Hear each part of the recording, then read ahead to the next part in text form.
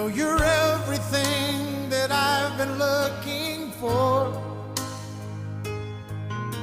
and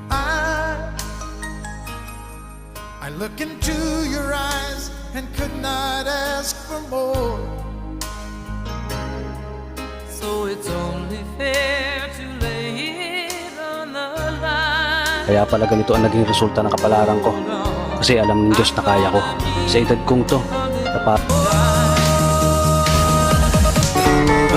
Wala akong pakialam sa mga taong may ayaw sa